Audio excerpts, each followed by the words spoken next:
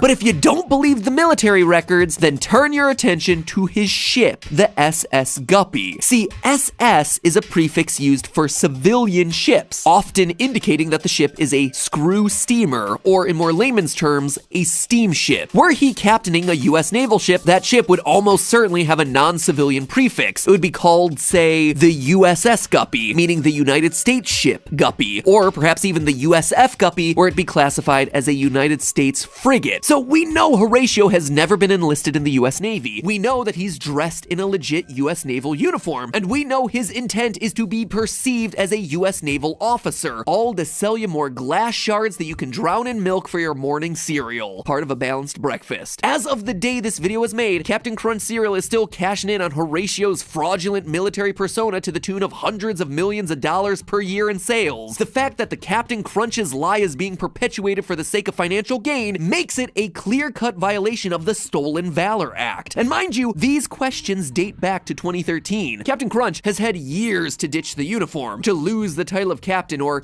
even apologize once. But Captain Crunch has shown no such contrition. This is no lighthearted, oops, I'll bury type of situation here, people. Now, I realize this may come as a surprise to some of you. After all, Captain Crunch has a real wholesome grandpa vibe about him. But here's the real tea theorists. Stolen Valor is just the first of Horatio's crimes. Consider this. On June 25th, 2012, Crunch's arch nemesis Jean Lafitte made an attempt to steal the captain's supply of cereal. He live tweeted the whole affair, managing to infiltrate the SS Guppy and take control of the ship. I wouldn't have thought tweeting out your crimes was a good idea, but then again, hey, maybe that's what it takes for a 21st century pirate to build their brand. At this point, though, things start to take a turn. Shortly after realizing he didn't know how to steer the ship, Lafitte was bitten by Captain Crunch's first mate Sea Dog and was forced to jump overboard to escape. Now, this wouldn't normally raise any eyebrows. After all, Jean Lafitte live tweeted many of his prior failed attempts to steal Captain Crunch's cereal. But here's what's chilling about Lafitte's 2012 tweet about jumping overboard. He hasn't tweeted since. Go take a look for yourself. The real Jean Lafitte Twitter account has been dead silent for over 8.5 years. This implies that he jumped overboard but was unable to make it back to civilization, flat out dying amongst the open seas. Now, that alone would be tragic, but what's worse is that 2 minutes after Lafitte's final tweet, a remorseless Captain Crunch tweeted, "Hit the road, real Jean Lafitte," or should I say, hit the water. Horatio, my man, was this the time to make a joke? Yeah, Lafitte was trying to steal your ship, but is that really an excuse to smugly watch as he drowns at sea? Look, I get that Captain Crunch and Jean Lafitte were nemesis for decades, but they had some good times over those years too. They shared a love for Captain Crunch cereal. They competed against each other in friendly competitions. In fact, they even joined forces to help market Jean Lafitte's Cinnamon Crunch cereal. And after all that history together, Captain Crunch just stands there on the deck of the SS Guppy, drafting the perfect clapback tweet while his frenemy drowns before his very eyes? I mean, honestly, what kind of a person is Horatio Magellan Crunch? How about the kind of person who abandons his pet dog? Folks, I wish I were making this up, but I'm not. Sea Dog, Captain Crunch's trusty first mate who's been at Horatio's side since the very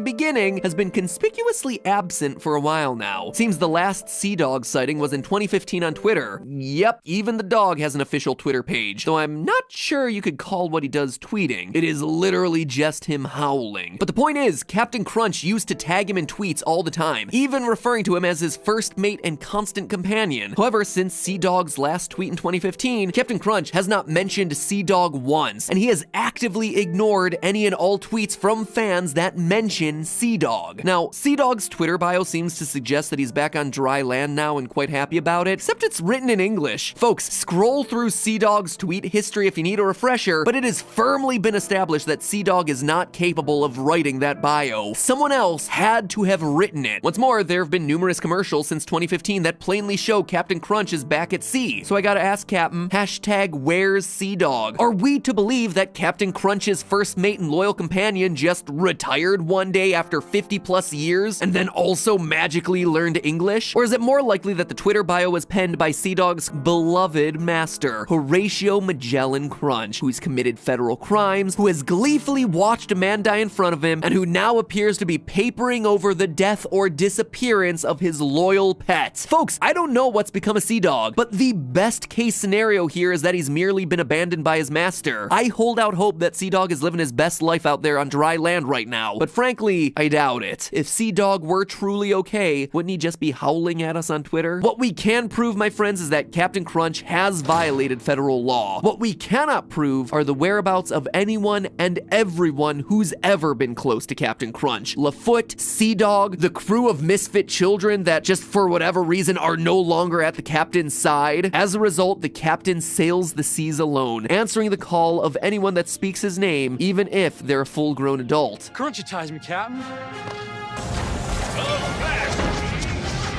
Well, ahoy, adventure! Perhaps the captain harbors hopes of replenishing his ranks and returning to his former glory. Perhaps he's seeking out his next victim. Or perhaps it's all part of a brand new scam. But I can tell you these two things for certain. One, that we've been underestimating this dangerous cereal mascot for far too long. And two, we owe a boatload of gratitude to the sponsor for today's episode, Bright Sellers.